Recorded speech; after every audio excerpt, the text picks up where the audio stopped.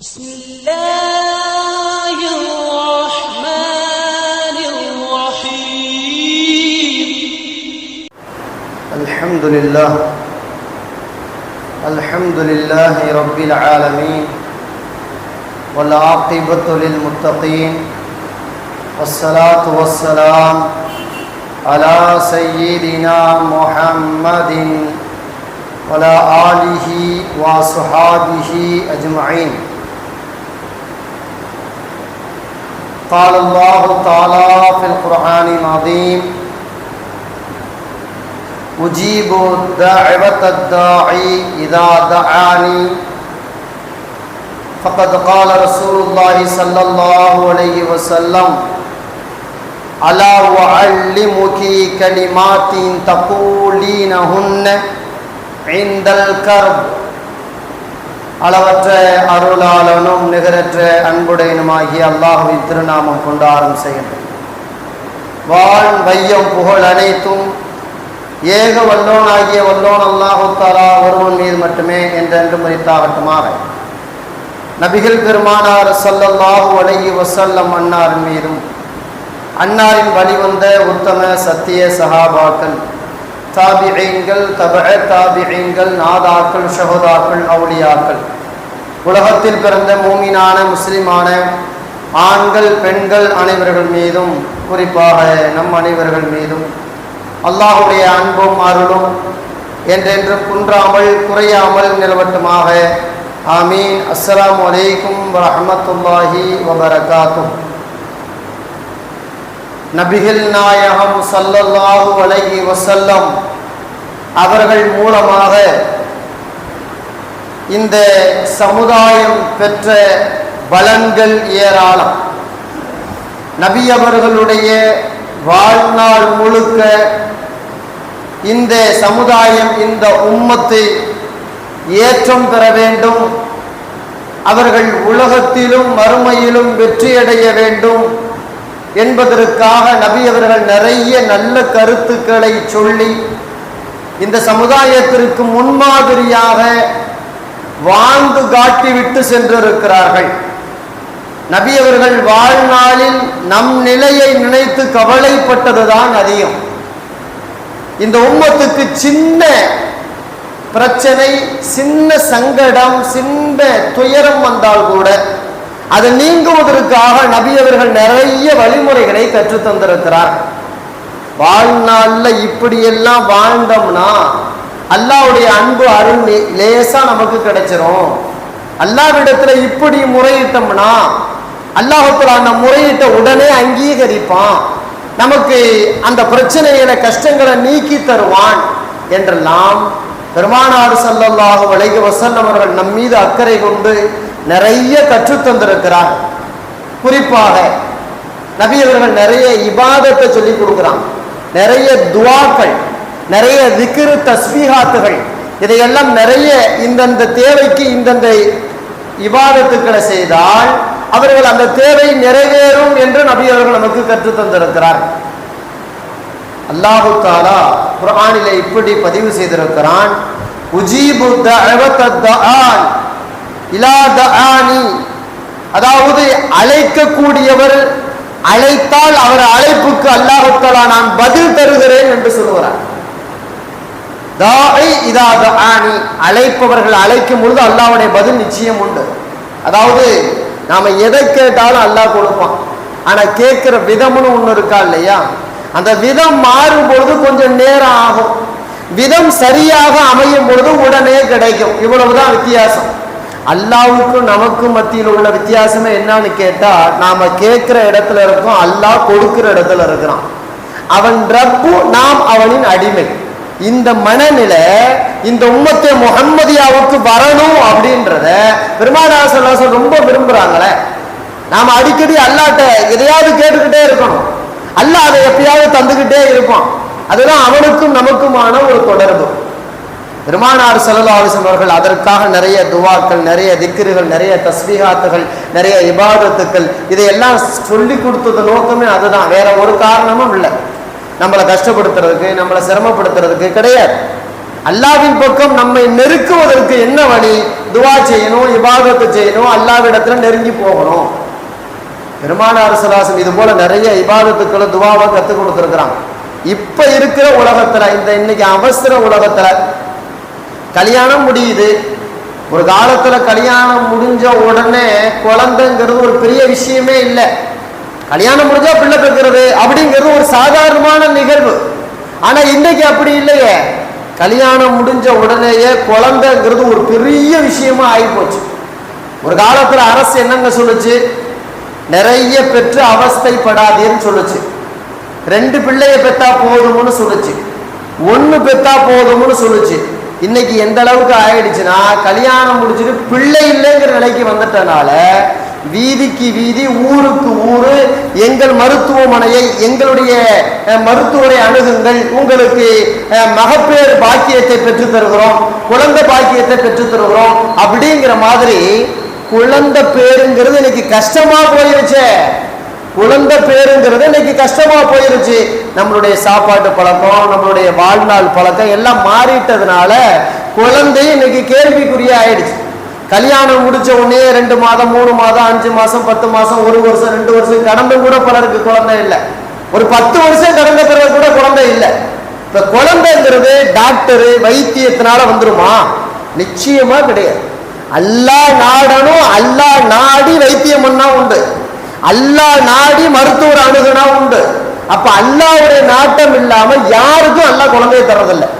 எந்த டாக்டர், எந்த வைத்தியம், பல பேர் சொல்றாங்களே, நான் பார்க்காத வைத்தியம் இல்லை, போகாத மருத்துவமனை இல்லை, சந்திக்காத மருத்துவர் இல்லை, ஆனாலும் குழந்தை இல்லை சொல்றமா இல்லையா?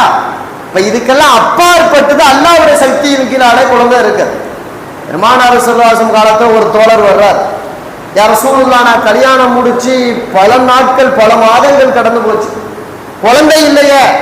பலருக்கு பல குழந்தைகள் இருக்குதே, இவருக்கு 10, இவருக்கு 5, இவருக்கு 7, அப்படி இப்படி நிறைய இருக்கும் பொழுது எனக்கு குழந்தையே இல்லை அப்படின்ட்டு பெருமானார் ஸல்லல்லாஹு அலைஹி வஸல்லம் வந்து புலம்ப ஆரம்பிச்சார். பெருமானார் ஸல்லல்லாஹு அலைஹி வஸல்லம் சொன்னாங்க, குழந்தைங்கிறது அல்லாஹ் தர்றது. அல்லாஹ் சில பேருக்கு கேட்காம கொடுத்துருவான், சில பேருக்கு கேட்டு கொடுப்பான், சில பேருக்கு கேட்டாலும் தரமாட்டான். 3 ரகம் தான். கேட்காம தருவான், கேட்டு தருவான், கேட்டாலும் தரமாட்டான் அல்லாஹ் தஆலா. இதுக்குள்ளதான் எல்லாருமே வந்துடுறோம் நாம. சில பேருக்கு கேட்காம வந்திருக்கு, கேட்டு வந்திருக்கு, பிறகு கேட்டாலும் கிடைக்கலன்னு ஆயிடுது. அப்ப அந்த தோழர் எனக்கு குழந்தை இல்லைன்னு சொல்றாரு. அப்ப பெருமானார் ஸல்லல்லாஹு அலைஹி வஸல்லம் குழந்தை கிடைக்கிறதுக்கு என்ன வழிமுறை, குழந்தை கிடைக்கிறதுக்கு என்ன வழிமுறை அப்படிங்கிறதுக்கு பெருமானார் ஸல்லல்லாஹு அலைஹி வஸல்லம் சொல்றாங்க, ஃபைன அன்த அன்னிஸ்திக்ஃபார். ஏப்பா, அதாவது இப்படி எல்லாம் இபாதத் இருக்கு, இந்த இபாதத்தெல்லாம் ஏன் விட்ட அப்படின்னு கேட்டான். அதாவது அன்னிஸ்திக்ஃபாரன், அதிகமாக பாவ மன்னிப்பு தேடுறதை, வகஸரத்தி ஸதகா, அதிகமாக சதக்கா செய்யறது, இதையெல்லாம் விட்டுட்டு எங்க போன? இந்த அமலை நீ செய்யலாம்ல. அதிகமா இஸ்திக்ஃபார் செஞ்சு அதிகமா தானம் தர்மம் கொடுத்தா என்ன நடக்கும்? ரசூலுல்லாஹ் சொல்றாங்க, யர்ஸுகுல்லாஹு பிஹிமல் வலது. அதாவது இந்த 2 இபாதத்தும் உனக்கு குழந்தை பாக்கியத்தை கொண்டு வந்து சேர்க்கும். அல்லாஹ் தஆலா அந்த இபாதத்தை நிறைய செஞ்சா உனக்கு குழந்தை பாக்கியத்தை அல்லாஹ் தந்துருவான். அப்ப குழந்தை பாக்கியம் இல்லைன்னு யாரெல்லாம் பரிதவிக்கிறாங்களோ அவங்களுக்கான ஒரு வழிமுறைய பெருமானார் ஸல்லல்லாஹு அலைஹி வஸல்லம் எப்படி சொல்றாங்கன்னு கேட்டா, கல்யாணம் முடிச்சாச்சு, மனைவி கணவனோட இணைஞ்சாச்சு, மாதங்கள் கடந்துருச்சு, வருஷங்கள் கடந்துருச்சு, குழந்தை இல்லையா? அல்லாஹ்ட்ட தான் முறையிடணும். எப்படி முறையிடணும்? வெறுமனே துவாவால கேட்டுக்கிட்டே இருந்தா நடக்காது. வெறுமனே துவா மட்டும் கேட்டுக்கிட்டு இருந்தா நடக்காது. அல்லது வெறுமனே ஆஸ்பத்திரி, டாக்டர், ஊசி, மாத்திரை, மருந்து, அதுவும் நடக்காது. அதையெல்லாம் செஞ்சாலும் கூட என்ன செய்யணும்? அல்லாஹ்வினிடத்திலே அதிகமாக பாவ மன்னிப்பு தேடணும். அது உடல் ரீதியான இபாதத். அதே போல தானம் தர்மம் நிறைய கொடுக்கணும், அது பொருளாதார ரீதியான இபாதத். இப்ப இந்த 2 இபாதத்தும் யாரு குழந்தை இல்லைன்னு தவிக்கிறாங்களோ அவங்க செஞ்சா அல்லாஹ் நிச்சயமாக அவங்களுக்கு குழந்தைய கொடுப்பான், நிச்சயமா தருவான். அந்த கணவன் மனைவி 2 பேரும் நிறைய தானம் தர்மம் செய்யணும். வசதி வாய்ப்பு இருந்தா நிறைய செய்யலாம், வசதி வாய்ப்பு இல்லாட்டி அவங்கனால என்ன முடியும்? 10 ரூபா கொடுக்க முடியாதா? ஒரு 20 ரூபா கொடுக்க முடியாத தானம் தர்மம் அதை கொடுக்கலாமா இல்லையா? ஆயிரக்கணக்கான லட்சக்கணக்கான கோடிக்கணக்கான ரூபாய் நம்மகிட்ட இருந்தா கொடுக்கலாம். நம்மகிட்ட இல்லாத போது 10, 20 ஒரு வேளை சாப்பாடு 2 வேளை சாப்பாடு தேவையானவங்களுக்கு அந்த உணவுகளாக, காசு பணங்களாக, மளிகை பொருள்களாக இப்படி ஏதேனும் தானம் தர்மம் செய்யணும். அதோட இல்லாம நிறைய அஸ்தகுஃபிருல்லாஹ் சொல்லணும். அஸ்தகுஃபிருல்லாஹ் அதீம், அஸ்தகுஃபிருல்லாஹ் அதீம், இதை நிறைய சொல்லணும். எண்ணிக்கையில் அடங்காத அளவு. வீட்டுக்குள்ள இருக்கக்கூடிய பெண்கள் நிறைய இஸ்திக்ஃபார் செய்யலாம். காலையில கண்ணு விழிச்சதுல இருந்து மீண்டும் தூங்க போற வரைக்கும் எவ்வளவு நேரம் இருக்குது. அந்த அவ்வளவு நேரத்திலையும் கழிவறைக்கு குளிக்க போறது, பாத்ரூம் போற நேரத்தை தவிர இதை நிறைய ஓடிக்கிட்டே இருந்தா என்ன? உங்களுக்கு குழந்தை வேணுமா இல்லையா? ரசூலுல்லாஹ் காட்டி கொடுத்துட்டாங்களே வழிமுறைய. அப்ப அஸ்தக்ஃபிருல்லாஹ் நிறைய ஓதுங்க, நிறைய தானம் தர்மம் செய்யுங்க. அந்த தோழரை அவருடைய நிலைய பிறகு சொல்றாங்க. அந்த இந்த ஹதீஸை அறிவிக்கக்கூடிய ஜாபிர் அலிலான் சொல்லுவாங்க, அப்துல்லாஹ் பின் ஜாபிர் அலிலான் இதே மாதிரி ஓதிக்கிட்டு வந்தாரு, இதே மாதிரி தானம் தர்மம் பண்ணிக்கிட்டு வந்தாரு. குழந்தையே இல்லைன்னு புலம்புனார் இல்ல, அவருக்கு என்ன நடந்துச்சுன்னு கேட்டா அல்லாஹ் தஆலா 7 குழந்தைகளை தந்தான். அதன் பிறகு ரசூலுல்லாஹ்ட்ட புலம்புனாரு. ரசூலுல்லாஹ் வழிமுறை சொல்லி கொடுத்தாங்க, அதை அப்படியே பின்பற்றினாரு. அவர் வீட்டுக்காரமா பின்பற்றினாங்க. அல்லாஹ் தஆலா 1, 2 இல்ல 7 பிள்ளைகளை தந்தான் என்பதாக இந்த ஹதீஸை அறிவிப்பாளர் சொல்லுகிறாரே. முஸ்னதை இமாம் அபூ ஹனீஃபா ரஹிமஹுல்லாஹ் அவங்களுடைய அந்த முஸ்னதுல பதிவு செய்யப்பட்டிருக்கு. இன்னும் நிறைய இமாம்களுடைய செய்திகளாக இந்த செய்திகள் பதிவு செய்யப்பட்டிருக்கு. அப்ப குழந்தை பாக்கிய வேணும்னு நினைக்கிறவங்க இதை செஞ்சு வந்தா போதுங்கிறத பெருமானார் ஸல்லல்லாஹு அலைஹி வஸல்லம் சொல்லி தருகிறார்கள். இது யதார்த்தமாக உலகத்துல நடந்திருக்கக்கூடிய ஒரு செய்தி. அதே மாதிரி ஒரு தோழர் அதாவது கஷ்ட காலங்கள்ல பலருக்கு பல வகையான கஷ்டம் இருக்கு. நோய் நோக்காடு நீங்கணும், வறுமை நீங்கணும், நினைச்ச காரியம் நடக்கணும், நல்லா படிச்சு நல்லா உத்தியோகத்துக்கு போகணும், சாலியான கணவன் மணப்பெண் மணமகள் கிடைக்கணும், வீட்டுல சண்டை சிச்சரவு இல்லாம இருக்கணும். இப்படி பலருக்கு பல தேவை இருக்குல்ல, பலருக்கு பல கஷ்டங்கள். அந்த கஷ்டங்கள் நீங்கணுமா இல்லையா? அந்த கஷ்டங்கள் நீங்கிறதுக்கு பெருமானார் ஸல்லல்லாஹு அலைஹி வஸல்லம் சில குட்டி குட்டி துஆக்களை, சில திக்ருகளை, தஸ்பீஹாத்துகளை சொல்லி கொடுத்துருக்கிறாங்க. அது என்ன ஏதுன்னு தெரிஞ்சு அதை மனப்பாடம் பண்ணி அதை நம்ம ஓதிக்கிட்டு வரும் பொழுது அது அல்லாஹ் தஆலா லேசாக்கி தந்துடுறான். யாச்சும் போய் புலம்ப தேவையில்லை. சில நேரங்களில் அல்லாவே சில பேர் கஷ்டம் வரும்போது திட்டிடுறோமா இல்லையா? அந்த மாதிரி தவறான நிலைப்பாடு வராம அல்லாஹ் நம்மளை பாதுகாக்கணுமா இல்லையா? பெருமானார் ஸல்லல்லாஹு அலைஹி வஸல்லம் சொன்னாங்க, அஸ்மா பின்த் உமைஸ் ரலியல்லாஹு தஆலா அந்த அம்மாட்ட சொன்னாங்க, இந்த அஸ்மா பின்த் உமைஸ் ரலியல்லாஹு அன்ஹு பெரிய நபி தோழி, ரசூலுல்லாஹ்ட்ட நிறைய துணிச்சலாக கேள்வி கேட்டாங்களா இல்லையா? பெண் சமுதாயத்திலிருந்து, அந்த சமுதாயத்திலிருந்து வந்த அந்த துணிச்சலான பெண்ணான அந்த பெண்ணும் கூட பெருமானார் ஸல்லல்லாஹு அலைஹி வஸல்லம் அந்த அம்மாவை பார்த்து சொன்னாங்க, அலா உஅல்லிமுகி கலிமாத்தின், அஸ்மா உனக்கு சில கலிமாக்களை நான் சொல்லி தரட்டுமா? தபூலின ஹுன்ன, அந்த கலிமாவை மட்டும் நான் சொல்றபடி நீ சரியா ஓதிக்கிட்டு வந்தா இந்தல் கர்பி, கஷ்டமான நேரத்துல சிரமமான நேரத்துல இதை ஓதிக்கிட்டு வந்தா அல்லாஹ் தஆலா இந்த கலிமாக்களுடைய பரக்கத்தால உன் கஷ்டத்தை, துன்பத்தை, துயரத்தை எல்லாத்தையும் நீக்கி உனக்கு வளத்தை தருவான், வாழ்நாளிலே பரக்கத்தை தருவான் அப்படின்னு பெருமானார் ஸல்லல்லாஹு அலைஹி வஸல்லம் சொல்லிட்டு அந்த கலிமாவை என்னன்னு சொல்றாங்க, அல்லாஹு அல்லாஹு ரப்பி லா உஷ்ரிக பிஹி ஷையன். இவ்வளவுதான் வார்த்தை. அல்லாஹ் அல்லாஹு ரப்பி, அல்லாஹ் தான் என்னை படைத்தவன். லா உஷ்ரிக பிஹி ஷையன், இறைவா உனக்கு நிகரானது எதுவுமே உலகத்தில் இல்லை. இந்த சின்ன துவா தான். இந்த சின்ன துவாவை கஷ்டம் வரும் பொழுது, சிரமம் வரும் பொழுது இதை அதிகமா ஓதணும்னா அந்த கஷ்டம் யதார்த்தமா இருந்தா அல்லாஹ் தஆலா தான் நீக்கிடுவான், அல்லாஹ் அதை போக்கிடுவான். அப்படிங்கிறத வாழ்நாள்ல அனுபவிச்ச ஒருத்தர் சொல்ற. ரோம் நாட்டு படை இஸ்லாமிய படையோடு மோதும் பொழுது ரோம் படை சில முஸ்லிம்களை கைதிகளாக பிடிச்சிட்டாங்க. கைதிகளாக பிடிச்ச கைதிகளை ஒவ்வொருத்தரையும் தூக்கு மேல ஏத்துறாங்க. வரிசையா நிப்பாட்டி வச்சு அவரை பிடி தூக்கு ஏத்து, இவரை பிடி தூக்கு ஏத்து அப்படின்னு வரிசையா நிப்பாட்டி வச்சாச்சு. ஒருத்தரையா தூக்கு மேடை ஏத்திக்கிட்டே இருக்கிறாங்க. அந்த பிடிபட்ட முஸ்லிம்களில் ஒருவர் அப்துர்ரஹ்மான் இப்னு ஜியாத் ரஹ்மத்துல்லாஹி அலைஹி, அவர் தூக்கு மேடைக்கு வந்துட்டார். தூக்கு மேடைக்கு வந்த உடனே அவர் ஏதோ ஒண்ணு முணுமுணுக்கிற உடனே அந்த ரோம் நாட்டு அதிகாரி ஒரு ஆளு பார்த்துட்டார். தலைமை அதிகாரி அவர் தான். பார்த்துவிட்டு அப்படியே நிப்பாட்டுப்பா அப்படின்ட்டார். தூக்கு போடாத நிப்பாட்டு, அப்துர்ரஹ்மான கூப்பிடு, என்ன அவர் என்னமோ முணுமுணுக்கிறாரு, என்னன்னு தெரிஞ்சுக்குவோம் அப்படின்ட்டு. ஏதோ தப்பிக்கிறதுக்கு பிளான் பண்றாரா என்னன்னு தெரியல, கூப்பிடு அப்படின்னா. உடனே அப்துர்ரஹ்மான் இப்னு ஜியாத் ரஹ்மத்துல்லாஹி கூப்பிட்டு தூக்கு மேடை தயாரா இருக்கு, என்ன முணுமுணுக்கிறேன்ட்டாங்க. உடனே அவங்க சொன்னாங்க, வேற ஒண்ணும் இல்ல, எங்கள் கண்மணி பெருமானார் ஸல்லல்லாஹு அலைஹி வஸல்லம் அவர்கள் ஏதேனு கஷ்டம் சிரமம் வரும் பொழுது இதை ஓதிக்கிட்டு வந்தேன்னா அந்த கஷ்டம் நீங்குன்னு எங்களுக்கு ஒரு வார்த்தையை கற்றுக் கொடுக்குறான். இது எனக்கு உண்மையாக கஷ்டம், நான் நிரபராதி, நல்ல மனுஷன், ஆனா என்னையே நீங்க தூக்கு மேடவ ஏத்த போறீங்க, ஒருவேளை நான் ஓதுற பறக்கத்தினால நான் அதை தப்பிக்குவதற்கு வாய்ப்பு உண்டு அப்படின்னு நினைச்சு நான் ஓதுறேன், உனக்கு என்ன ஆச்சுன்னு கேட்டான். அப்படியா, என்ன ஓதுற, அதை சொல்லு பாப்போம்ட்டான். அப்போ அப்துர்ரஹ்மான் இப்னு ஜியாத் ரஹிமஹுல்லாஹ் இதை தான் ஓதிக்கிட்டு இருந்தாங்க. அல்லாஹு அல்லாஹு ரப்பி லா உஷ்ரிக பிஹி ஷையன், இதை நான் ஓதிக்கிட்டு இருந்தேன். இதை கேட்ட உடனே அந்த அதிகாரி சொல்றாரு, இதே வார்த்தை எங்க இன்ஜில் வேதத்துல இருக்க, கஷ்டமான நேரத்துல இதை ஓதலாம்னு எங்க இன்ஜில் வேதத்துல பொறிக்கப்பட்டிருக்கு. இன்ஜில நான் ஓரளவு கத்திருக்கிறேன், அந்த கத்ததுனால கற்று வைப்பதால் இது எங்க வேதத்திலே கூட சொல்லப்பட்டிருக்கு. உங்க தலைவர் முகமது ஸல்லல்லாஹு அலைஹி வஸல்லம் இதை சொல்லி கொடுத்தாங்களா, பரவாயில்லையே, ஆச்சரியமா இருக்குது அப்படின்னு சொல்லிட்டு அந்த மேலதிகாரி சொன்னாரு, எப்பா நம்ம வேதத்துல சொன்னதை இவர் ஓடிக்கிட்டு இருந்ததுனால இவரை ரிலீஸ் பண்ணிருன்ட்டார். இவரை ரிலீஸ் பண்ணிரு, இவருக்கு அடுத்து வந்த ஆளும் தூக்கு, இவருக்கு முன்னாடி இருந்த ஆளும் தூக்கு. ஆனா அப்துர்ரஹ்மான் இப்னு ஜியாத் ரஹிமஹுல்லாஹ் மட்டும் தப்பிச்சாங்களே, எப்படி முடிஞ்சிச்சு? இந்த திக்ருடைய பரக்கத், இந்த திக்ருடைய பலாபலன். அப்ப ரசூலுல்லாஹி ஸல்லல்லாஹு அலைஹி வஸல்லம் எந்த கஷ்ட சிரமம் வந்தாலும் இதை ஓதுன்னு சொன்னாங்க, அந்த அடியாரு ஓதுனாரு, அதன் பரக்கத்தால அவர் தப்பிக்கப்பட்டிருக்காரா இல்லையா?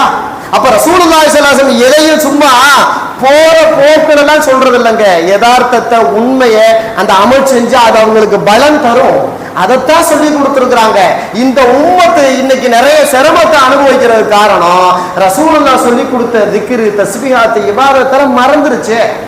மறக்காம அதை அமல் செஞ்சு வந்தா அல்லாஹ் தஆலா எப்பயாவது ஒரு நேரத்துல அந்த பலனை நிச்சயம் நம்ம அனுபவிக்க வாய்ப்பு தருவான். இன்னைக்கு நிறைய பேரு கடன் கபீலம் ஆடிக்கிட்டு இருக்கிறான், எக்கச்சக்கமான பேரு கடன், எல்லா இபாதத்தும் செய்யறாங்க, கடன் நல்ல முறையா தான் இருக்காரு, எப்படியோ ஒரு கடன், ஏதே ஒரு சில நேரத்துல கடன். உலகத்திலேயே அதாவது நல்ல மனுஷனையும் தீய மனுஷனாக மாத்துறது எதுன்னு கேட்டா கடன் தான். கடன் தான். சில பேர் வீடு கட்டுறாங்க, வாகனம் வாங்குறாங்க, நல்ல மனுஷனா இருக்காரு, எப்படிங்கன்னு கேட்டா இது ஓன் வீடு இல்ல ஹஸ்ரத், லோன் வீடுங்கிற, ஓன் கார் இல்ல லோன் காருன்ற இல்லையா, வேற வழி இல்ல, நான் வீட்டை கட்டணும், கடனை வாங்கணும், இப்படி எல்லாத்துலயும் பெரும்பாலும் இன்னைக்கு கடன்ல மாட்டிக்கிட்டு இருக்கிறான். அவங்களுக்கு கவலையே என்ன தெரியுங்களா, இந்த கடனை ஒளிஞ்சு ஏன் பொண்டாட்டி ஏன் பிள்ளை நான் நிம்மதியா வாழணும், அதுக்கு என்ன வழின்னு கேட்கிறான். பெருமானார் ஸல்லல்லாஹு அலைஹி வஸல்லம் அவர்கள் இது கடன் மாதிரி கஷ்டங்களுக்கு கூட சில வழிமுறையை காட்டி கொடுத்துருக்குறாங்க, அதை அமல் செஞ்சா போதுமானதுங்கிறத பாக்குறோம். அபூதாவுது, திர்மிதி, இந்த மாதிரி நிறைய நூல்கள்ல இப்படி ஒரு செய்தி பதிவு செய்யப்பட்டிருக்கு. அபூ உமாமா ரலியல்லாஹு தஆலா அவர் தொழுகை இல்லாத நேரத்துல பள்ளிவாசல் உட்கார்ந்து இருந்தார். தொழுகை நேரம் கிடையாது, தொழுகை நேரத்துல பள்ளிக்கு வருது மனுஷனுடைய மூமியினுடைய முஸ்லிமுடைய இயல்பு. ஆனா தொழுகை இல்லாத நேரம் அவர் பள்ளிவாசல் உட்கார்ந்து இருக்கிறார். ரசூலுல்லாஹ் யதார்த்தமா பள்ளிவாசலுக்கு வர்றாங்க. ரசூலுல்லாஹ்வுடைய வீடும் ஆயிஷா அம்மா வீடும் ஒரே ஒரு சுவர் தானே, ஒரே ஒரு துணி மட்டும் தானே தொங்கும். அப்ப ரசூலுல்லாஹ் அடிக்கடி பள்ளிவாசலுக்கு வர்றது பெரிய விஷயம் இல்லையே. துணியை நீக்கினா பள்ளி, இந்த பக்கத்துல துணியை நீக்கினா ஆயிஷா அம்மா வீடு, ரசூலுல்லாஹ்வுடைய வீடு. அப்ப ரசூலுல்லாஹ் பள்ளிவாசல்ல தொழுகை நேரம் அல்லாத நேரத்துல அபூ உமாமா உட்கார்ந்து இருக்கிறத பார்த்தான். உடனே கேட்டாங்க, யா அபூ உமாமா மாலி அராக ஜாலிசன் ஃபி மஸ்ஜிதி ஃபி கைரில் வக்த், தொழுகை இல்லாத நேரத்துல பள்ளிவாசல்ல உட்கார்ந்து இருக்கிறேன், என்ன விஷயம்னு கேட்டான். ரசூலுல்லாஹ்வுக்கு புரிஞ்சிருச்சு, அபூ உமாமா கொஞ்சம் உழைப்பாளி, உழைக்க போயிருவாரு, உழைக்க போகாம பள்ளியில இல்லாத நேரத்துல தொழுகை இல்லாத நேரத்துல உட்கார்ந்துருக்காரு, என்ன விஷயம்னு கேட்டான். அப்போ அவரு சொன்னாரு, இல்ல யா ரசூலுல்லாஹ் எனக்கு அதிகமான கடன் இருக்கு, அதிகமான கவலையும் இருக்கு. அப்ப கடன் வந்தா கவலையும் வந்துடும், கவலை இல்லாத மனுஷனுக்கும் கடன் இருந்தா கவலை வந்துடும். அப்ப கடனும் கவலையும் ஒரு மனுஷனை ஒன்னா புடிச்சிச்சுன்னா அதை விட பெரிய முசீபத்து அவனுக்கு வேற எதுவுமே வேண்டாம். அவனுக்கு நேரத்துக்கு பசிக்காது, பற்று பாசம் அது இது எல்லாமே அது தானாக்கிறோம். ஒரே சிந்தனை கடன் கடன் கடன் கவலை, அது பெரிய பிரச்சனையை உருவாகும். அப்ப ரசூலுல்லாஹி ஸல்லல்லாஹு அலைஹி வஸல்லம் சொன்னாங்க, இவ்வளவுதான் விஷயமா, கடனா இருக்கிறனாலதான் பள்ளிவாசல்ல நேரம் இல்லாத நேரத்துல கூட நீ உட்கார்ந்து இருக்கிறியா அப்படின்னு அவருக்கு ஒரு 1.5 வரி அல்லது 2 வரி உள்ள துவாவை சொல்லி கொடுத்தாங்க. அந்த துவா எப்படி ஆரம்பிக்குதுன்னு கேட்டா, அல்லாஹும்ம இன்னி அஊது பிக்க மினல் ஹம்மி வல் ஹஸன் இறைவா உன்னிடத்தில் நான் கேட்கிறேன், பாதுகாப்பு கேட்கிறேன், எனக்கு கவலையை, என்னுடைய துன்பங்களை, துயரங்களை நீக்குவாயாக, அதை விட்டு பாதுகாப்பு தருவாயாக அப்படின்னு ஒரு 1.5 வரி துவா. அந்த துவாவுடைய இறுதியில் இப்படி வரும், இறைவா என்னிடத்திலிருந்து கடன் மிகைப்பதை விட்டும், அடக்குமுறையாளர்கள் கீழால் நான் அடங்கி போவதை விட்டும் இறைவா என்னை பாதுகாப்பாயாக. அது இதுன்னு வரும், அதை விட்டு பார்ப்போம், இதை விட்டு பாதுகாப்பும் வரும்பொழுது இந்த துவா ஒரு 1.5 வரியில வரும். இந்த துவாவை மட்டும் நீ தினந்தோறும் 5 வேளை தொழுகையிலையும் எல்லா நேரமும் ஓடிக்கிட்டே வா அபு உமாமா, உன் கடன் எல்லாம் நீங்கி போயிடும் அப்படின்ட்டு பெருமானார் ஸல்லல்லாஹு சொன்னாங்க. அதே மாதிரி அபு உமாமா ரலியல்லாஹு சொல்றாங்களே, இந்த ஹதீஸ் அறிவிக்கிறவன் அவர் தான். அவர் சொல்றாரு, அந்த கடனுக்கு பிறகு, அந்த நிகழ்வுக்கு பிறகு நான் அந்த துவாவை எப்ப பார்த்தாலும் ஓதிக்கிட்டே இருப்பேன். ஓதிக்கிட்டே இருந்தவனுடைய பரக்கத்து கொஞ்ச காலத்துக்குள்ள என்னுடைய மொத்த கடன் அடைஞ்சு போயிருச்சே, மொத்த கடனும் அடைஞ்சு போயிருச்சு. என் உள்ளத்துல ரொம்ப அழுத்திக்கிட்டு இருந்த அந்த கவலை, துன்பம், துயரம் எல்லாம் நீங்கி இப்ப நான் ரொம்ப ஃப்ரீயா இருக்கிறேன், ரொம்ப லேசா இருக்கிறேன். ரசூலுல்லாஹி ஸல்லல்லாஹு அலைஹி வஸல்லம் கத்துக் கொடுத்த அந்த கடன் நீங்குவதற்கு வழிமுறை நான் பின்பற்றினேன். என்னுடைய கடன்களும் கவலைகளும் எல்லாமும் நீங்கி நான் மிகுந்த சந்தோஷத்தோடு இருக்கிறேன் என்பதை அபூ உமாமா ரலியல்லாஹு அன்ஹு அவர்கள் சொல்கிறார்கள். அபூ தாவூதிலே இந்த நபிமொழி பதிவு செய்யப்பட்டது. அப்ப கடன் கப்பின்னு இருக்கிற ஆளு, கஷ்டம்னு இருக்கிற ஆளு, மன அழுத்தத்துல இருக்கிற ஆளு இந்த துவா என்னன்னு கேட்டு நம்ம எவ்வளவு விஷயத்தை மனப்பாடம் பண்ணி வச்சிருக்கோம் இல்லையா? எக்கச்சக்கமான விஷயங்களை மனப்பாடம் பண்ணி வச்சிருக்கிறோம். அப்ப அந்த மனப்பாடத்தோட மனப்பாடமா இந்த துவாவையும் கொஞ்சம் சேர்த்து மனப்பாடம் பண்ணி வச்சுட்டா அந்த கடன் நீங்கிறதுக்கு அல்லாஹ் ஏதேனும் ஒரு வழியை தருவான். ஏதேனும் ஒரு வழியை தெரிஞ்சு அந்த வழியின் மூலமாக அல்லாஹ் நம்முடைய கடன்களை, கவலைகளை, சிரமங்களை எல்லாத்தையும் அல்லாஹ் நீக்குவானா இல்லையா? அதே மாதிரி இன்னைக்கு பெரிய பிரச்சனை மக்களுக்கு மத்தியில வறுமை. வறுமை நீங்கிறதுக்கு தான் மனுஷன் ஆளா பறக்கிறான். கடை வைக்கிறது, வியாபாரத்துக்கு போறது, தொழில் பண்றது எல்லாம் எதுக்காக? வறுமை பக்கத்துல வரக்கூடாது, கஷ்டம் பக்கத்துல வரக்கூடாது. அதை நீக்கிறதுக்கு என்ன வழி, அதுக்கெல்லாம் பார்த்து ஓடு. சில பேர் ₹1,00,000 கூட சம்பாதிப்பாங்க, ஆனா அவங்கள்ட்ட வறுமை நீங்காம தான் இருக்கு. வறுமை நீங்காம தான் இருக்கு. அங்க வாங்கியிருக்கேன் கொடுக்கணும், இங்க வாங்கியிருக்கேன் கொடுக்கணும், அந்த பிரச்சனை இந்த பிரச்சனை. மாச கடைசியில பார்த்தா இவர் கடன் வாங்கிட்டு உட்கார்ந்துருக்காரு. அப்ப அதுக்கு பேர் வறுமையா இல்லையா? பெரிய வீட்டிலேயே இருந்தாலும் கூட, ₹1,00,000 சம்பளமே வாங்கினாலும் கூட மாச லாஸ்ட்ல எல்லாமும் காலியாகி போய் அடுத்து யாத்தியாவது 5, 10, 500, 1000 அவங்க வசதி தந்தவாறு போல கடன் வாங்கி வாழ்க்கை ஓட்டிக்கிட்டே இருக்காங்களா இல்லையா? அப்ப இதுவும் ஒரு வகையான வறுமையில இருக்காருன்னு அர்த்தம். இந்த வறுமையை ரசூலுல்லாஹி ஸல்லல்லாஹு அலைஹி வஸல்லம் நீங்கிறதுக்கு வழிமுறையை சொல்லி கொடுக்குறான்.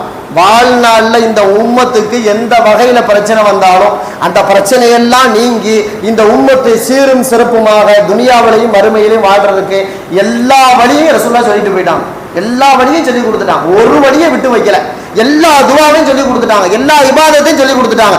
ஆனா நாம தான் அதை பின்பற்றாம அதை பிடிச்சு வாழாம இருக்கிறோம். ஒரு தோழர் வந்தார், யா ரசூலுல்லாஹ், நான் எல்லா தொழிலும் பார்க்கிறேன், எல்லா வியாபாரமும் பார்க்கிறேன், ஆனா கையில காசு தங்குறது இல்லை, கையில காசு தங்குறது இல்லை. இன்னைக்கு பல பேர் அப்படிதான் புலம்புறான். நான் பார்க்காத வியாபாரம் இல்ல ஹசரத், எல்லாமே எனக்கு தெரியும். அந்த வாரம் அதுவும் தெரியும், அனுபவம், இதுவும் அனுபவம், அதுவும் அனுபவம், நான் எல்லாமும் படிச்சிருக்கேன், ஆனாலும் வருமானம் இல்லைங்கிறாங்க சொல்லிட்டு இருக்காங்களா இல்லையா மக்கள்? அந்த மாதிரி ஒருத்தர் போய் கேட்டார். எந்த அளவு சொல்றாருன்னா, துனியா என்ன பார்த்தாலே ஓடுதுங்கிறார். துனியா என்ன பார்த்தாலே ஓடுது, அவ்வளவு கஷ்டத்துல இருக்கேன், எதை போய் கையை வச்சாலும் டஸ்ன்னு கீழே போயிருது, ஒண்ணுமே இல்லாம ஆயிடுது, எனக்கு இதுல இருந்து பிரச்சனை தீர்வுக்கு வழி சொல்லுங்க. அப்ப பெருமானார் சொன்னாங்க, இப்ப அந்த மலக்குமார்களுடைய தொழுகைன்னு ஒண்ணு இருக்கு தெரியுமா? அந்த தொழுகையை விட்டு எங்க போயிட்ட? உலக படைப்புகளினுடைய ஒரு திக்ர் இருக்கு, ஒரு தஸ்பீஹ் இருக்கு, அந்த தஸ்பீஹை விட்டு எங்க போன? இது ரெண்டை நீ செஞ்சேனா உனக்கு வறுமை நீங்க ரிஸ்க் பறக்கத்தா கிடைக்கும் அப்படின்னு சொன்னாங்க. அதாவது ரிஸ்க் நீ வறுமையை நீங்க ரிஸ்க் வரணும்னா மலக்குமார்களுடைய ஒரு தொழுகையும் மொத்த கழுக்குகள் செய்யக்கூடிய தஸ்பீஹும் ரெண்டையும் பேணி வந்தா போதும், வறுமை நீங்கிரும், ரிஸ்க் வரும் அப்படின்னு ரசூலுல்லாஹ் சொன்னாங்க. வமாதா யா ரசூலுல்லாஹ், உடனே கேட்டார், அப்படின்னா அது ரெண்டு என்னன்னு சொல்லிருங்களேன், செஞ்சிருவோம், வறுமையிலிருந்து வெளியே வந்துருவோம் அப்படின்னு அந்த தோழர் சொன்னார். அப்போ பெருமானார் ஸல்லல்லாஹு அலைஹி வஸல்லம் சொன்னாங்க, அதாவது சுபுஹ் நேரம் ஆரம்பிச்சதுல இருந்து சுபுஹ் தொழுகை முடிக்கிறதுக்குள்ளாக இதை ஓடிக்கிட்டு வா. அதாவது சுருக்கமா சொன்னா சுபுஹ் தொழுகை மலக்குமார்கள் தொழுகைங்கிறாங்க ரசூலுல்லாஹி ஸல்லல்லாஹு அலைஹி வஸல்லம். ஆனா இன்னைக்கு நம்மள பல பேரு வறுமை நீங்கணும்னு சொல்ற ஆளு 12 1 மணி வரைக்கும் செல்போனு டிவி அது இதுன்னு முடிச்சுட்டு போய் படுக்கிறதுனால சுபஹ் தொழுகிறது இல்ல. அப்புறம் எங்க வருமா நீங்க? எப்படி கஷ்டம் நீங்க? எப்படி சிரமம் அவங்களை விட்டு தூரமா போகும்? அப்ப மலக்குமார்களின் தொழுகைன்னு ரசூலுல்லாஹ் சொல்லிட்டு சுபஹ் தான் சொல்றாங்க. சுபஹ் தொழுகை அதாவது வக்த் ஆரம்பித்ததில் இருந்து சுபஹ் தொழுவதற்குள்ளாக தொழுது முடிப்பதற்குள்ளாக இதை ஓதிட்டு வா. என்னன்னு கேட்டா சுப்ஹானல்லாஹி வ பிஹம்திஹி சுப்ஹானல்லாஹில் அஸீம் அஸ்தக்ஃபிருல்லாஹ் அறவரிங்க. அவ்வளவு அறவரி அடிக்கடி சொல்லி போனதுதான் சுப்ஹானல்லாஹி வ பிஹம்திஹி சுப்ஹானல்லாஹில் அஸீம் அஸ்தக்ஃபிருல்லாஹ். இந்த வார்த்தை எங்க தெரியுங்க பார்க்கலாம்? ஹஜ் உம்ரா போனவங்களுக்கு தெரியும்.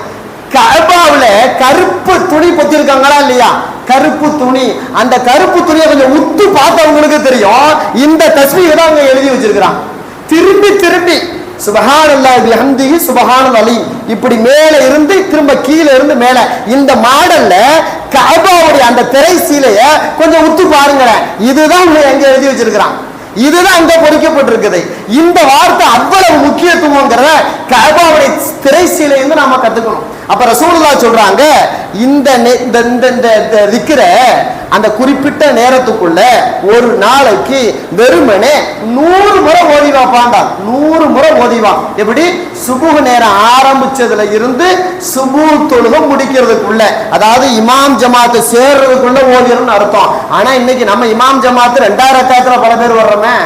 2வது ரக்காயத்து அஜர்த்து முதல் ரக்காயத்துல நிறைய ஓதுவாருப்பா, இந்த 2வது ரக்காயத்துல சாட்டாருக்கு போய் சேர்ந்துக்குவோம் அப்படின்னு வர்ற ஆளு உண்டு. சில பேர் அப்பதான் வந்து பல்லு தீட்டிக்கிட்டு இருப்போம். இமாம் ஜமாத் ஆரம்பிச்ச பிறகு பல்லு தீட்டுறது, பாத்ரூம் போறது எல்லாம் அங்க நடக்கும். வறுமை நீங்கவே நீங்க ரசூலுல்லாஹ் சொன்னதை செஞ்சா மட்டும்தான் வறுமை நீங்கும். ரசூலுல்லாஹ் குறிப்பிட்ட நேரத்தை சொல்லிட்டாங்க. அந்த நேரத்துக்குள்ள இதை ஓதுப்பாண்டாங்க. ரசூலுல்லாஹ் எப்ப வேண்டாலும் ஓதுனா சொன்னாங்க. ஏன் அந்த குறிப்பிட்ட நேரத்தை சொன்னாங்க? அதெல்லாம் யோசிக்கணுமா இல்லையா? அப்படி அந்த தோழருக்கு சொல்லி முடிச்ச உடனே அந்த தோழரே சொல்றாரு, ரசூலுல்லாஹி ஸல்லல்லாஹு அலைஹி வஸல்லம் சொன்னபடி பக்காவா ஓதி முடிச்சிட்டேன். ஓதி முடிச்சு கொஞ்ச காலம் கடந்துச்சு, பெரிய பணக்காரா மாறிட்டார். அவர் ரசூலுல்லாஹ்ட்ட வந்து சொல்றாரு, யா ரசூலுல்லாஹ் நீங்க சொன்னபடி குறிப்பிட்ட நேரத்துக்குள்ள சுப்ஹானல்லாஹி பிஹம்திஹி சுப்ஹானல்லாஹி அலீம் அஸ்தக்ஃபிருல்லாஹ்ங்கற துஆவை காலை ஃபஜ்ர்ல இந்த நேரத்துல நான் ஓதிக்கிட்டு வந்தேன். வந்து குமியுது பாருங்க, ரிஸ்க் அல்லாஹ் தர்றான் பாருங்க.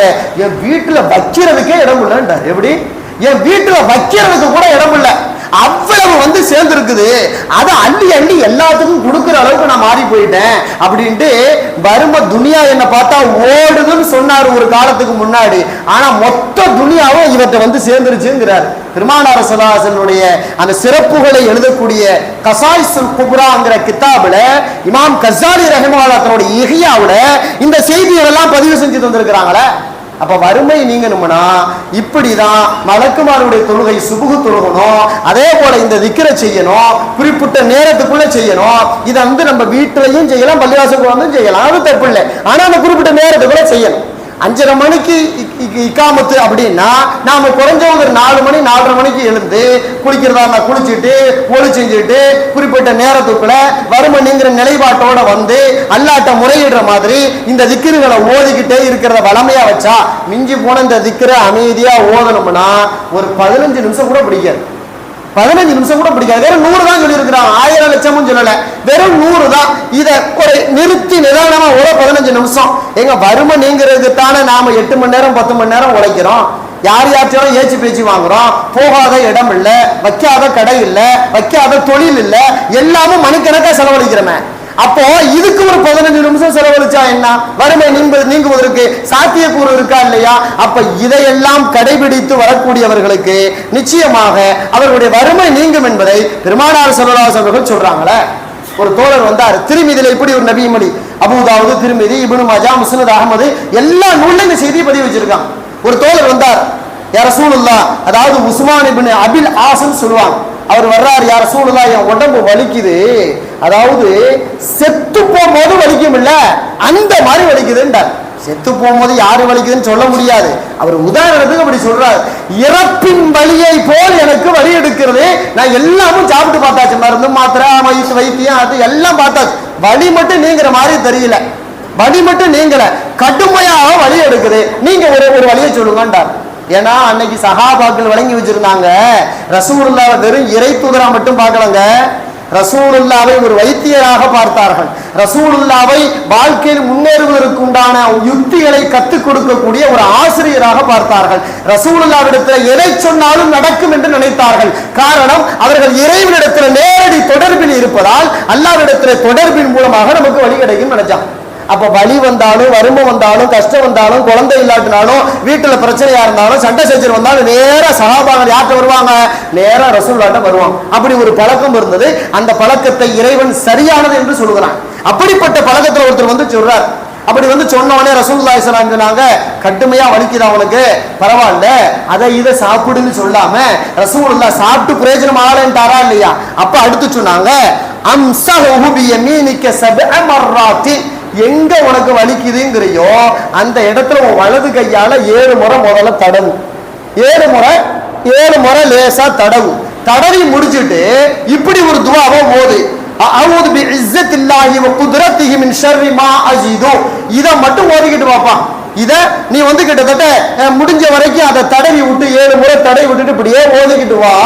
காலை போக்குல மருந்து மாத்திரை சாப்பிடாட்டினா கூட இது சரியா போயிரும் போ அப்படின்னு சொல்லி விட்டாங்க ரசூலுல்லாஹி ஸல்லல்லாஹு அலைஹி வஸல்லம். இது ஒரு சின்ன துவா, அல்லாஹ்வை புகழும் வண்ணமாக ஒரு துவா. அவரே அறிவிக்கிறார். ஹதீஸ் என்ன சொல்றாரு? கொஞ்ச காலத்துக்கு பிறகு இறப்பு அளவுக்கு வலி இருந்துச்சு, அந்த வலி எங்க போச்சுன்னே தெரியல, காணா போயிடுச்சு. காணா போனவன நான் பிடிச்சுக்கிட்ட அந்த துவாவை நறுக்குண்டு என் வீட்டுல எந்த நோய் நோக்காடு வந்தாலும் என்னுடைய மனைவி, பிள்ளை, அவங்க இவங்க சொந்த மந்த குடும்பத்தார்கள், நண்பர்கள், பழகுனவங்க, பழகாதவங்க யாரை பார்த்தாலும் சொல்ல ஆரம்பிச்சுட்டேன், எப்பா எதுவும் பிரச்சனையா உடம்புல? மருந்து மாத்திரை சாப்பிட பிரச்சனை இல்லை, ஆனா இதையும் சேர்த்து செஞ்சுக்கிட்டு வா, இதையும் சேர்த்து ஓதிக்கிட்டு வா, இதையும் இந்த அமலை செய்யி அப்படின்னு சொல்லி கொடுக்க ஆரம்பிச்சுட்டேன் அப்படிங்கிறத உஸ்மான் இப்னு அபில் ஆஸ் ரலியல்லாஹு தஆலா அவர்கள் இந்த ஹதீஸை சொல்லி இதை நமக்கு கத்தும் கொடுக்குறான். அப்ப நோய் நோக்காடு அது இது எது வந்தாலும் இஸ்லாமிய மார்க்கம் அதற்கான சொல்யூஷனை, அதற்கான வழிமுறைகளை, தீர்வுகளை நபியவர்கள் மூலமாக கத்து தந்திருக்கிற ஒரு தோழரை, ஒரு ஆச்சரியமான ஒரு செய்தியை உஸ்மான் ரலியல்லாஹு மகனார் அஃபான் அவர் சொல்றார். உஸ்மான் ரலியல்லாஹுடைய தகப்பனார் பேர் அஃபான் தான், தான் தகப்பன் பேரை தன் மகனுக்கு வச்சார், கன்ஃபியூஸ் ஆயிடக்கூடாது. அது மாதிரி உஸ்மான் இப்னு அஃபான், ஆனா அஃபான் இப்னு உஸ்மான். அவர் சொல்றாரு, அதாவது ரசூலுல்லாஹி ஸல்லல்லாஹு அலைஹி வஸல்லம் இப்படி ஒரு துஆவை எங்களுக்கு கற்றுக் கொடுத்தாங்க. மன் கான பிஸ்மில்லாஹி அல்லதி லா யதுர்ரு மஅ இஸ்மிஹி ஷைஉன் ஃபில் அர்தி வலா ஃபிஸ் ஸமாஇ வஹுவ ஸமீஉல் அலீம். ஒரு வரி துஆ. இந்த ஒரு வரி துஆவை யாரு வந்து ஓதுறாங்களோ, அதாவது ثلاث مرات لم تصبح فجأة بلان حتى يصبح, யாரு மாலை நேரத்தில் இந்த துவாவை 3 முறை ஓதி வருகிறாரோ அவருக்கு மாலையில் மோதினால் மறுநாள் காலை வரை எந்த திடீர் ஆபத்தும் நடக்காது, எந்த திடீர் ஆபத்தும் அவரை அணுகாது. அதே போல காலை நேரத்தில் ஓதினால் மறுநாள் மாலை வரை, அந்த மாலை வரை எந்த திடீர் ஆபத்தும் வராது அப்படின்னு இந்த ஹதீஸை அறிவிக்கிறார். இந்த ஹதீஸ பாடமா நடத்திக்கிட்டு இருக்கும் பொழுது ஒரு தோழர் அங்க இருந்து பாக்குறாரு, இவங்களையே உத்து பார்த்தார். யார்? அஃபான் ரஹிமஹுல்லாஹ் உத்து பார்க்கிறார். காரணம் என்னன்னு கேட்டா, அஃபான் ரலியல்லாஹுக்கு ஒரு பக்கம் வாதம் அடிச்சிருக்கு, ஒரு பக்கம் வாதம் அடிச்சிருக்கு. எங்க இந்த ஹதீஸை சொல்றீங்க, இந்த ஹதீஸை சொல்றீங்க, உங்களுக்கு ஏங்க இந்த வாதம் வந்துச்சுட்டார்.